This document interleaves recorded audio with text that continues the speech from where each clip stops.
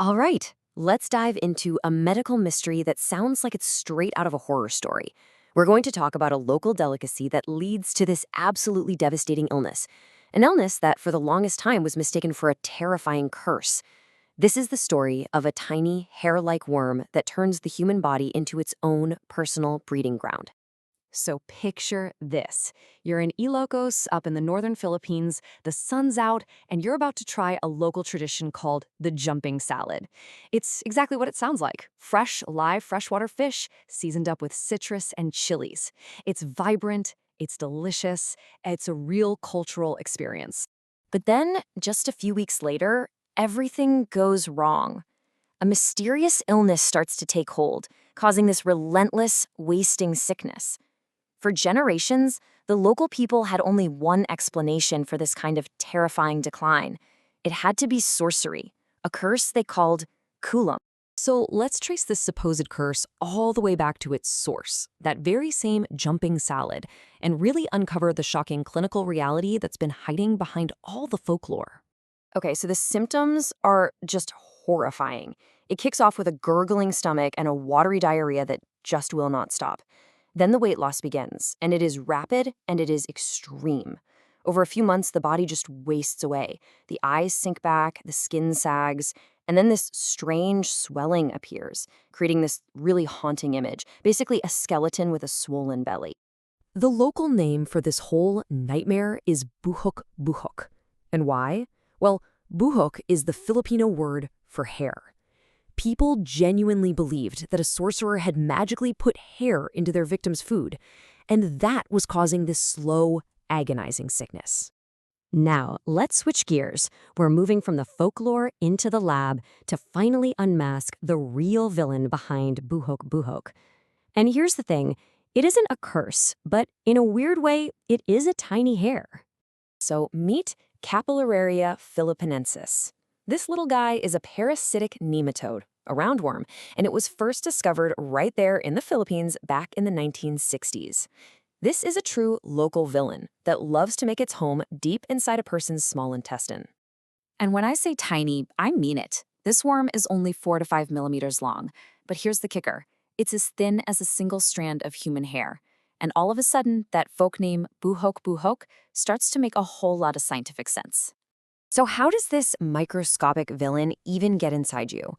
Well, the larvae are like these high-density hitchhikers hiding out in the flesh of raw freshwater fish like Bakes-It, which, you guessed it, is the star ingredient in that jumping salad. When you eat the infected fish raw, you're swallowing the larvae, and that's when the invasion begins. But you know, this isn't just any old parasite. Capillaria has this terrifying master hack, a secret weapon that turns a simple infection into a full-blown runaway infestation. It's like a glitch in its own life cycle that makes it a true final boss. And here's where it gets truly terrifying. This is the deadly loop. See, normally, a parasite's eggs would have to leave the body to continue the cycle. But Capillaria, it short-circuits the whole process. The female worms produce live larvae inside your butt, and those brand new larvae immediately burrow right back into your intestinal walls to grow up.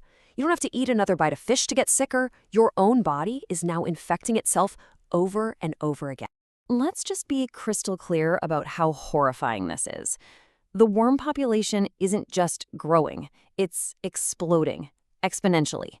Your own body becomes the perfect breeding ground, an endless incubator for literally thousands and thousands of these tiny hairworms. So let's head to the crime scene, the human body itself, and see exactly how this multiplying army of worms manages to orchestrate a total system shutdown, leading to that dramatic wasting we talked about.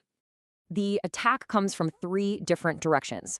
First, as the worms burrow into the intestinal lining, they just obliterate the villi. Those are like the VIP lounge for absorbing nutrients.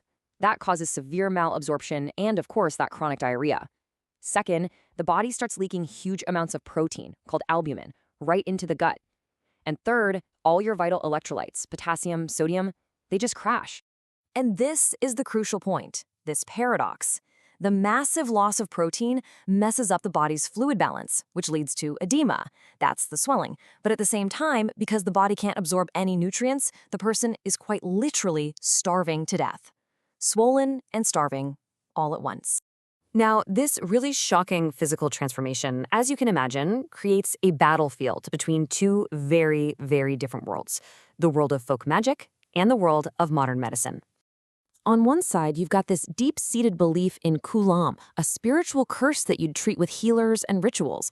On the other side, you have the clinical diagnosis of intestinal capillariasis. The real danger here is the delay. While a family is praying for a curse to be lifted, that autoinfection loop is just spinning faster and faster inside the patient's body. Thankfully, modern medicine has an answer. And it's not an exorcism, it's antiparasitic drugs like albendazole and mebendazole. These things are amazing. They work by blocking the worms from being able to absorb glucose, which basically starves the entire parasite population to death from the inside out. But, and this is a critical detail, because of that relentless auto-infection loop we keep talking about, the treatment has to be long. We're often talking 20 days, sometimes even longer, just to make absolutely sure that every single adult worm and every last larva has been completely wiped out. So how do we stop this hairworm villain before it ever even gets a foothold? Well, the key, as you might guess, is to break the cycle. This is the prevention roadmap. Okay, first and foremost, cook your fish. Heat is the secret sauce here. It kills the larvae instantly. End of story. Second, proper sanitation is absolutely crucial to prevent human waste that contains the parasite's eggs from contaminating the water sources where the fish live.